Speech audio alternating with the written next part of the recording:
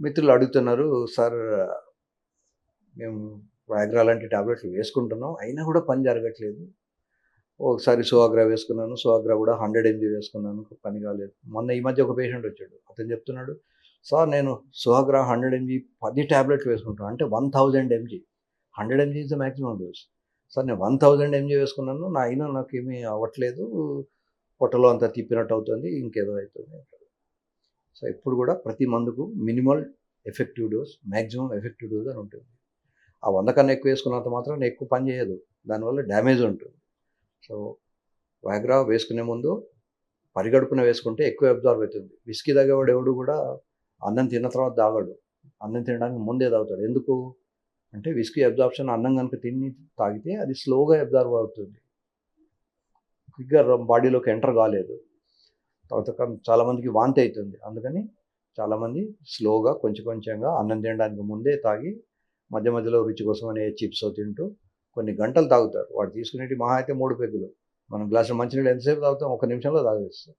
మరి విస్కీ కూడా 1 నిమిషం, 2 నిమిషాల్లో తాగేయచ్చు కదా! అలా తాగరు. సిప్స్ కొంచెం కొంచెం, కొంచెం కొంచెం అలా బాడీకి ఎక్కిస్తాం. ఈ టాబ్లెట్స్ అన్నీ కూడా అన్ని మిల్లీగ్రామ్స్‌లలో ఉంటాయి. మీరు ఇంత అన్నం తిని తర్వాత టాబ్లెట్ ఇంత చిన్న మిల్లీగ్రామ్‌లు తీసుకుంటే అది ఎక్కడో ఏ మూలకో వెళ్ళిపోతుంది. అబ్జార్ప్షన్ ఉండదు. అందుకని పరిగడుపునే మాక్సిమంగా టాబ్లెట్స్ వేసుకోండి. ఓ 1 అవర్ అన్నా ఆగండి. టాబ్లెట్ వేసుకున్న తర్వాత బాగా ఆకలేస్తే కొంచెం తినండి. హెవీగా తింటే మాత్రం శృంగారంలో హ్యాపీగా పాల్గొనలేరు. అవసరం అనుకుంటే శృంగారం అయిన తర్వాత మళ్ళీ కూర్చొని తినండి. కానీ శృంగారం కన్నా ముందు మాత్రం చాలా తక్కువ తినడం మంచిది. సో ఈ వయాగ్రా టాబ్లెట్ పని చేయకపోతే అప్పుడప్పుడు నన్ను ఐఎంఎల్ వాటిలలో లెక్చర్స్ కూడా పిలుస్తారు. వయాగ్రా తీసుకున్నా కూడా నాకు పని చేయట్లేదు ఏంటి అనేది. సో వయాగ్రా తీసుకొచ్చి పని చేయకపోయినంత మాత్రం నాది అక్కడికి రోడ్ ఎండ్ కాదు. యూజువల్గా హార్మోన్ డెఫిషియన్సీ ఉన్నప్పుడు హార్మోన్ కనుక మనం రీప్లేస్ చేస్తే వయాగ్రా మళ్ళీ పనిచేస్తుంది. ఏం హార్మోన్? టెస్టోస్టెరాన్. మీ అందరికీ తెలిసిందే.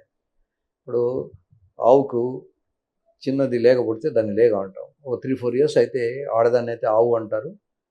మగ పిల్లనైతే మగ పిల్లవాడినైతే దాన్ని కోడి అంటారు. కోడికి ఎద్దుకు తేడా తెలుసునా? కోడె వృషణాలు ఇంతింత పెద్దగా ఉంటాయి. బాయిస్ట్రస్, పని చేయదు. నాగలి పెడితే దున్నదు. అది ఎప్పుడు తల ఇలా తిప్పుతూనే ఉంటుంది. దాన్ని కంట్రోల్ చేయడం కష్టం. అదే దాన్ని తీసుకెళ్ళి చేరగొడతాం. ఆ వృషణాల్ని డ్యామేజ్ చేస్తారు. డ్యామేజ్ చేసిన తర్వాత అది గోద కనుక ఓ వారం రోజులు తినకుండా పడుకుంది ఆ నొప్పికి. తర్వాత లేచి తిరుగుతుంది. అది ఎద్దు అయిపోతుంది. సో ఎద్దుకు కోడెకు అది తేడా. సో ఈ కోడెకు టెస్టోస్టెరాన్ అనే హార్మోన్ చాలా ఉంటుంది. మగపిల్లలు కూడా టెస్టోస్టెరాన్ అనే హార్మోన్ బాల్స్ నుంచి వస్తుంది. ఈ బాల్సే కాకుండా మజిల్స్ నుంచి కూడా వస్తుంది. ఎక్సర్సైజ్ చేసే వాళ్ళకి బాగా వస్తూ ఉంటుంది. కనుక ఏది తినాలి? చాలామంది పేషెంట్లు అడుగుతారు, "సార్ మేము ఏం తినాలి? ఏం తినాలి?" ఏం తినకూడదా బాబు? అడవిలో పులి ఉంటుంది, జింక ఉంటుంది. పులికి రోజు పొద్దున, మధ్యాహ్నం, రాత్రి బిర్యానీ ఎవడు పెట్టడు. అలాగే జింక కూడా తిననీయరు. గడ్డి ఉన్నా కూడా వేరే జంతువులు వస్తాయనే భయంతోనో దాంతోనో. ఇవి రెండిటికి కామన్ ఫ్యాక్టర్ రన్నింగ్. ఏవైతే రన్ చేస్తాయో వాటికి పిల్లలు ఉంటాయి. వాటికి సెక్సువల్ సామర్థ్యం కూడా ఉంటుంది. జింకైనా పరిగెత్తకపోతే పట్టేసుకొని దాన్ని వండుకు తింటారు. అది పులైనా అది పరిగెత్తకపోతే రాళ్ళతో కొట్టి చంపుతారు. కనుక పులి అయినా, జింక అయినా, గడ్డి తిన్నా, మాంసం తిన్నా రోజు రెగ్యులర్గా ఎక్సర్సైజ్ చేయడం, రన్నింగ్ చేయడం అనేది చాలా ముఖ్యం. ఈ టాబ్లెట్స్ వేసుకున్నా కూడా, హార్మోన్స్ ఇచ్చినా కూడా పనిచేయని వాళ్ళకు ఫినైల్ డాప్లర్ స్టడీ అనే ఒక స్టడీ ఉంటుంది.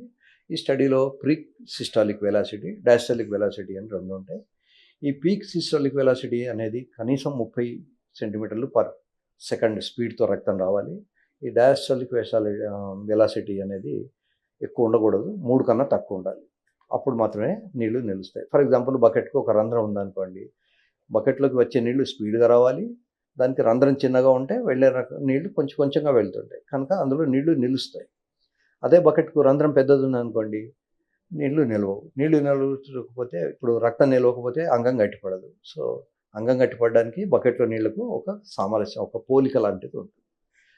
కనుక అటువంటి వాళ్ళకి ఏం చేస్తామంటే పినెట్ అప్లై చేసిన తర్వాత అది ఆర్టీరియలా, వీనసా, అంటే వచ్చే రక్తమే తగ్గిపోయిందా? ఫర్ ఎగ్జాంపుల్ డయాబెటీస్ ఇట్లాంటి వాళ్ళకు వచ్చే రక్తం తగ్గిపోతుంది.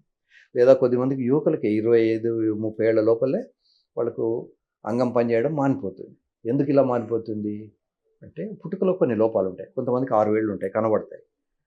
అలాగే లోపల మనం ఇందాక డిస్కస్ చేసుకున్నాం వీడియోలో, మగవాళ్ళ అంగంలో మధ్యలో యూరిన్ వచ్చే గొట్టం ఉంటుంది. దానికి ఇరుపక్కల స్పాంజ్ లాంటి స్ట్రక్చర్ ఉంటుంది. ఈ స్పాంజ్ రక్తాన్ని పట్టుకుంటుంది. స్పాంజ్ సరిగ్గా డెవలప్ కాలేదనుకోండి, పాపం వాడికి 25 ఏళ్ళకే ప్రాబ్లమ్ వస్తుంది. ఒక్కోసారి నా దగ్గరికి పెద్ద మనుషులు వస్తారు.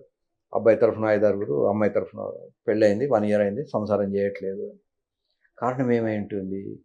యూజువల్‌గా ఈ అబ్బాయిలకు ఆ స్పాంజ్ డెవలప్ కాక అది గట్టిదనం లేకుండా ఉంటుంది. ఇలా గట్టిదనం లేనప్పుడు ఏం చేయాలి? టాబ్లెట్స్ ఇచ్చి చూస్తాం. టాబ్లెట్స్ పనిచేయని వాళ్ళకు లోపల ఒక రాడ్ ఏస్తాం. ఇప్పుడు ఎముకలు విరిగిన వాళ్ళకి ఏదైతే స్టీల్ రాడ్ ఏస్తారో, అంగానికి ఒక రాడ్ ఏస్తాం. ఈ స్పాంజ్ గనుక గట్టిగా పట్టుకోకపోతే అదొక దూదిలాగా అయిపోయి మగవాళ్ళ అంగం ఇలా వేలాడుతూ ఉంటుంది. సో, దూది చెవులోకి పోనప్పుడు ఏం చేస్తాం?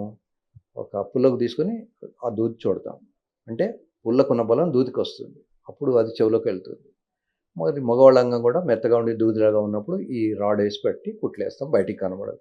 సో, ఈ రాడ్‌కున్న శక్తి వల్ల అది గట్టిగా ఉంటుంది. అది లోపలికి వెళ్తుంది. ఈ రాడ్ ఎటంటే అటు వంచొచ్చు. తర్వాత ఇది ఎంత బలంగా ఉంటుందంటే చూడడానికి ఇలా సన్నగా ఉన్నా కూడా ఈ 500 గ్రాముల బరువు కూడా హ్యాపీగా మోయగలదు. సో, ఇట్లాంటివి 2 పెడతాం. ఇది జర్మన్ రాడ్. ఇది కాకుండా రిజికాన్ అనే అమెరికన్ కూడా ఒకటి ఉంది. అది కూడా బాగానే ఉంటుంది. అది కొంచెం 50,000 దీనికన్నా ఎక్కువ ఖర్చు అవుతుంది. But they are good. నాకు దయచేసి ఫోన్ చేసి, సార్ ఆ టాబ్లెట్ పేరు చెప్పండి అని అడగకండి. ఈ టాబ్లెట్స్ అన్నీ కూడా డేంజరస్ డ్రగ్స్. ఎలక్ట్రిసిటీ లాగా జాగ్రత్తగా వాడుకుంటే ఫ్యాన్ తిరుగుతుంది, లైట్ వస్తుంది, ఏసీ వస్తుంది. అజాగ్రత్తగా ఉంటే ప్రాణాంతకం అవుతుంది. కనుక ప్రతి టాబ్లెట్ కొంత డేంజర్తో కూడుకున్నది. మీ డాక్టర్ దగ్గరికి, మీ ఇంటి దగ్గర ఉన్న డాక్టర్ దగ్గరికి వెళ్ళండి. డాక్టర్తో డిస్కస్ చేయండి. మీకు ఏది సూట్ అవుతుందో వారు చూసి చెప్తారు. ఆ టాబ్లెట్స్ వేసుకోండి. టాబ్లెట్స్ వేసుకున్నా మీకు అనుకున్న రిజల్ట్స్ రాకపోతే హైదరాబాద్‌కు రండి, నా దగ్గరికి రండి. అవసరమైతే సర్జరీ చేసి పంపిస్తాను. కొద్దిమంది అడుగుతారు, సార్ టాబ్లెట్స్ ఆపరేషన్ కాకుండా ఏమైనా లేవా? మాకు ఆపరేషన్ అంటే భయం అని. ఆపరేషన్ వద్దనుకున్న వాళ్ళకు షాక్ వేవ్ థెరపీ, తర్వాత పీ-షాట్ అనే కొన్ని ట్రీట్మెంట్స్ ఉన్నాయి. అవి ఇంతవరకు ఇంకా రీసెర్చ్‌లోనే ఉన్నాయి. అవి ఇంకా కన్ఫర్మ్డ్‌గా మీకు రిజల్ట్స్ ఇస్తాయనే నమ్మకం లేదు. But you can try it.